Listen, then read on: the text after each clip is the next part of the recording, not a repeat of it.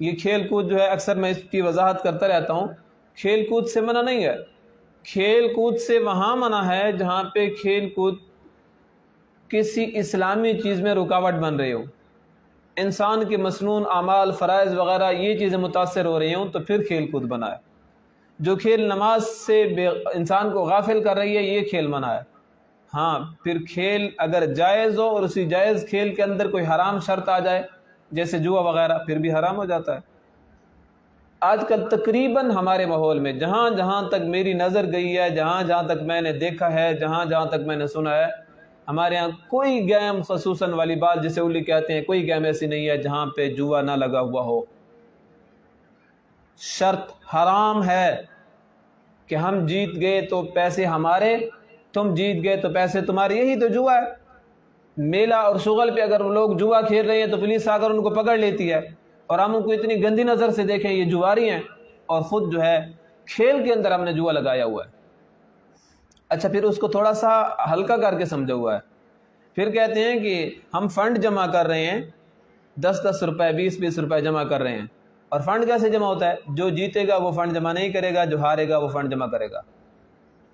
ہے تو وہ کاننا انہوں نہ پاؤں یا اس ہاتھ نالی میں تو نہ پاؤں وہ کاننا تے جانا پی والا بات تو وہی ہے نا، جوا ہے، بس الفاظ کو بدل دیا کہ ہم جیت گئے تو ہم فنڈ جمع نہیں کریں گے، اور اگر تم جیت گئے تم یعنی جو ہارے گا فنڈ وہ جمع کرے گا۔ شرط تو پھر بھی آ گئی۔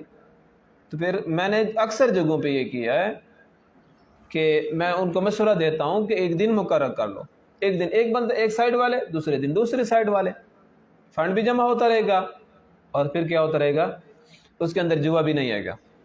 ایک جگہ پہ میں گیا گیم کے اندر تو وہاں پہ اچھا بہانہ بھی بن جاتے ہیں نا، ایک بندہ کہنے لگا پھر گیم نہیں لگتی، پھر جو ہے لڑکے اچھی طرح کھیلتے نہیں اگر پیسے نہ لگے ہوں۔ تو پھر ایک دن پیسے لگ گئے، ایک طرف سے 500 روپے ایک بندے نے لگائے، 100 باقی بندوں نے بھی لگائے تھے۔ اب جس بندے کے 500 لگے ہوئے ہیں وہ بھی ویسے کھیل رہا ہے، جس بندے کے 100 روپے لگے ہیں وہ بھی ایسے کھیل رہا ہے، دوسری طرف سے بھی لگے ہوئے تھے۔ یہ تقریباً 800 900 1000 کے لگ بھگ کا یہ جوا چل رہا تھا۔